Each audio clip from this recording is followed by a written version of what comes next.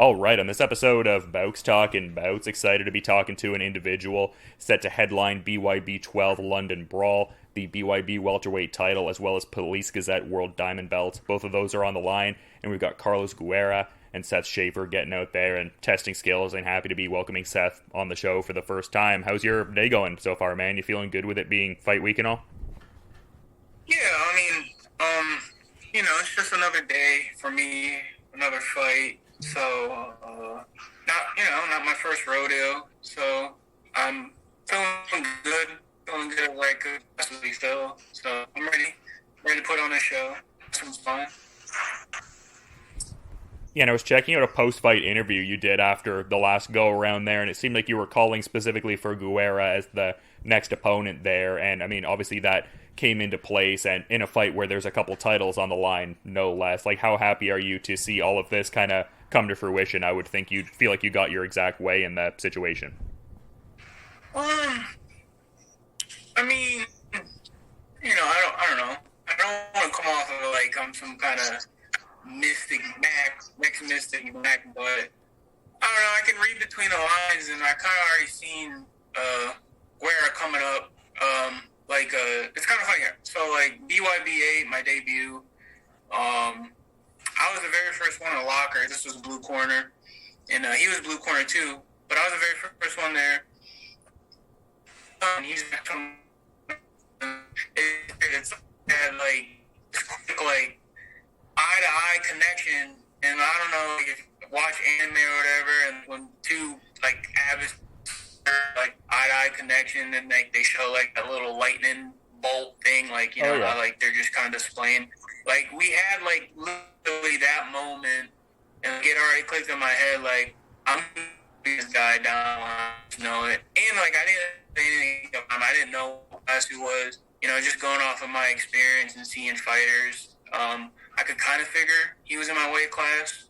So, but yeah, it was weird. But I don't know, call it fate or destiny, but I kind of seen it coming. So, but I mean, regardless of who it would have been, I would have been, happy and stoked because, I'm fighting for a title. So can't be upset about that. So, but it's cool. It's cool to fight him. So he's going to be a good fight. So. Yeah, you talk about not wanting to come off like Conor McGregor. It almost seemed like you were describing your last performance as coming off a bit like Floyd Mayweather there. Was that kind of cool, adding in that sort of like sweet science, like defensively responsible almost kind of approach, like the rolling the shoulders and the shell kind of techniques? Was it kind of cool to integrate a bit of that into your usual kind of style, which I guess you've described as kind of like Mexican style trench fighting? Was it cool to kind of add that kind of wrinkle to the bare knuckle approach too? Yeah, I mean, I don't know. People don't really know me too much, as far as like fans, whatever, and the strangers, I guess. But I don't know. I'm just a very logical guy. Try to always go the best route, smartest choice, whatnot. And it's just, I mean, it's not, it's a no-brainer, to try to not get hit as much as possible. It's just smart. So. But, I mean, it's always been there. It's not something like I just picked up or whatever. Like, it's always been there. I would just say, like, the big difference between the debut and the last fight with Toby, it was just I've been off for quite a while. I mean, the MMA fight was like I was, like, off for a whole year from the last MMA fight. So, like, and then, that's basically, like, me jumping right back into it. And I don't know, it's still just like I kind of just came off, from the layoff still. So I guess I don't like to use the word ring rust, but I guess still kind of the ring rust and whatnot. So, but it's always been there. It's not new to me. So, but either way, like I just go in and fight whatever is the best fight for me, the smartest fight. So, I'm trying to win. So, as far as styles, I guess I have one, but I don't like to consider myself having a certain style and whatnot.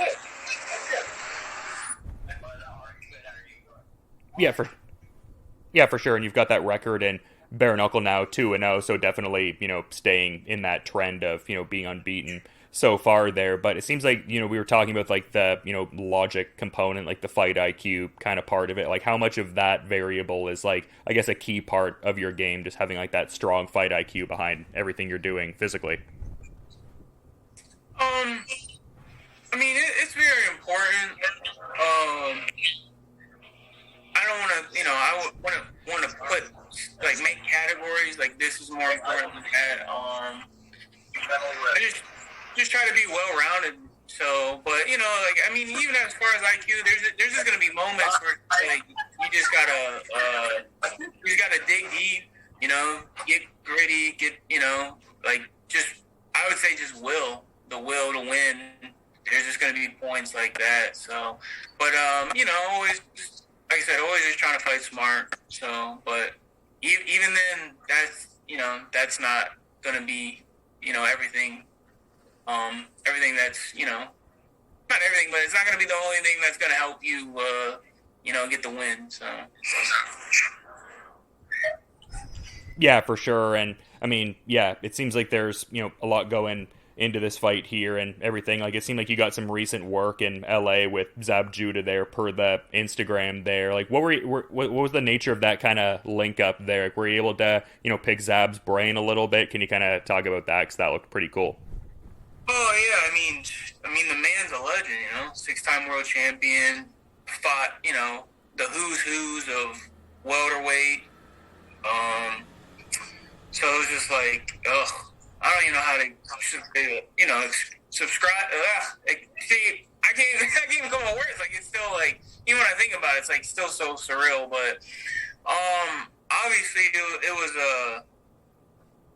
I don't know. It was like very, very educational. There was not one good pointer he gave me, and I mean, just being around someone like that, like, you can really, I guess, I don't know. I guess for me, as being a fighter and, trying to follow in the footsteps of him, so being around someone like that, like, just that alone, just it gives you something, you know what I'm saying? Like, it just, you get something. Like, even he was just to, like, not say really one word to me, like, I felt like I would have took something regardless. So, but he gave me a lot of good pointers, though. He's a very intelligent man. Not just intelligent as a fighter, but he's just a very intelligent man. So it was awesome. It was a blessing. So simple as that. Grateful. Yeah, it seems like you've gotten to rub elbows with some, great combat sports minds as you're kind of on your own path. Like, I saw you had that pick with, like, Mark Coleman and Stipe Miocic, and I kind of thought the King Mo dynamic was kind of fun, too. Yeah, I saw he had... Burns, we came, like, Josh Burns, man, he's hella experienced. Like, he's been doing bare knuckle forever, so even just to be able to talk to him, too, so, Yeah, and something else that I thought was cool, not that I know him super well, but I had interviewed him previously. I didn't admittedly know about the, accident that he'd gotten into, but just, like, dedicating the fight to DeMonte Robinson the last time out there. Like, how important was that for you to dedicate that performance to your friend and everything like that, especially in the context of him possibly never fighting again and everything? Yeah, I mean, I'm always going to hold the hold for him. I mean, he's going to hold a hold for himself. But, being realistically what he just said last, that's probably the more possibility. But, it was everything to me. Like,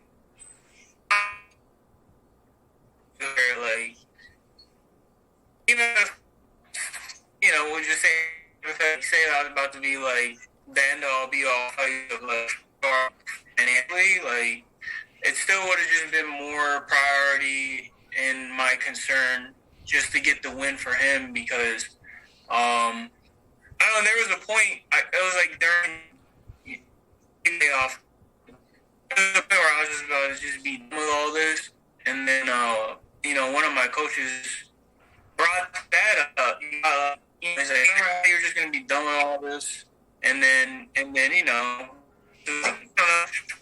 after his accent or whatever, he brought that up. He's like, one of his friends he doesn't have it anymore. Like he just can't fight. So you having these, I don't want to say doubts, but just like having this thought of just being like just walking away from this stuff when your boy, he's like a brother to me who loves this this sport as much as you. He can't even do it anymore. He don't even have an option. So like I now always having that perspective in my mind, and I had that perspective going into that debut fight. Like it was just not just fight changing, but like life changing. So I don't know. It's just something. I guess a good anchor, something to always remind myself of. I guess humility. So I'm just grateful. Like all this stuff. So like just grateful. So. Yeah, well, the gratitude is super important for sure, and I can kind of get what you mean. Like, just the fact that you're still able to do it gives like an even compounded level of appreciation beyond the appreciation you already kind of seem to have there. But we've been talking about like the fight IQ being like a big part of the game and stuff like that, and I'm kind of wondering where tape study fits within that. Like, have you been doing a fair bit of tape study on Carlos Guerra ahead of this one, or do you mostly kind of focus on your individual refinement and the tape study is more allocated to the coaches kind of thing? Yeah, I mean, we all do. Me and the coaches, but well, we don't watch too much. Like this quote I'm about to throw out. A lot of people probably take it as shade, especially the fighters. But the saying, "You're only as good as your last fight." So like we'll watch tapes, obviously the most recent ones, but we don't overdo it. We don't overdose on the tapes because it's just like the dude, your opponent can kind of make some major breakthrough and like have a big change in their style. And like, and he's older, he's an older fighter, so you could throw in like, well, it's hard for old dogs to learn new tricks, but you just never know. It's the fight game. So he could come out a whole different fighter. So we don't like I said, we don't like to like overdo it on the tapes. So Yeah, no, I get what you mean. You can't be too fixated on what he could do because then you almost inadvertently manifest it potentially. But yeah, an interesting opponent just in the sense of, has the, Muay Thai experience, has like, obviously a bit of bare knuckle experience leading into this and everything like that. So yeah, it would seem like an intriguing opponent. Seems like they've had like certain similar career experience to you and as far as like a few of the different combat sports that you both have gotten into. Sure. And to that point, I notice MMA is within that for you. It seems like you're mostly focused on like bare knuckle right now and more pursuing BYB long term. But do you think if like something came your way that resembled, I guess, like a palatable kind of offer, that maybe the MMA direction could be something you go in more so in the future, or are you mostly just looking at like bare knuckle and maybe gloved boxing, that kind of thing? No, I mean, I'm a fighter, through and through, so I'm not just gonna, be like, this is all I'm gonna fight because that's the type of fighter I am. Like, I mean, I mainly came from MMA, and I hold myself, I guess very to that name of it, mixed martial arts. So I'm a mixed martial artist. So,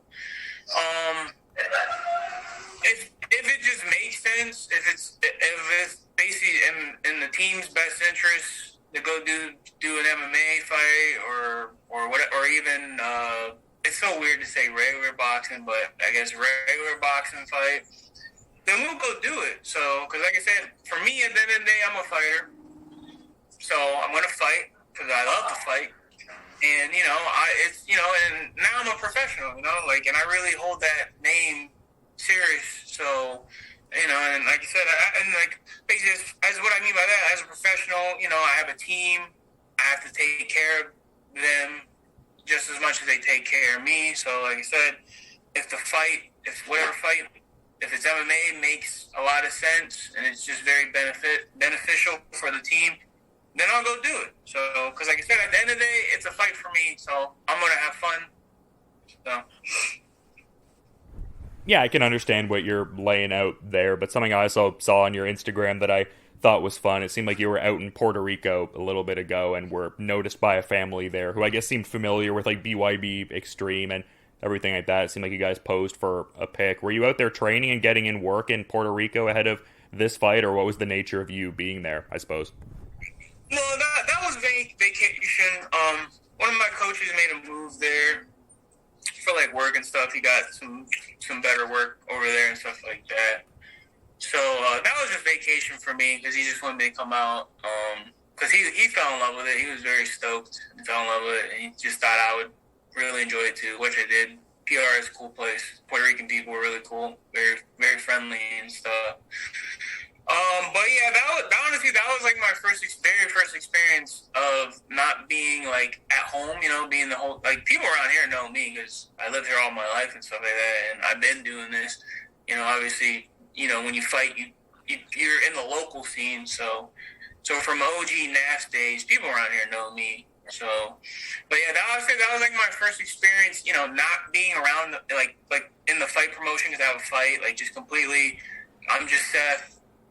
But apparently to these other people, like, no, like, we see you, you're the body snatcher. So that was pretty cool. And they were really cool, too. I guess evidently that guy, too, back in the day, because he was older, I guess back in the day when he was, like, my age, he was training with, like, Miguel Cotto, like, in his camp and stuff like that. So, yeah, he doesn't, like, really personally know him, but, like, when they were younger, they trained together and stuff like that. So he used to fight, too, and stuff. So, but it was just cool. So I appreciate that stuff. Yeah, it seems like a cool experience for sure, and glad you were able to have that there. It would seem like there's probably some future trips to be had there. It seems like you enjoyed it.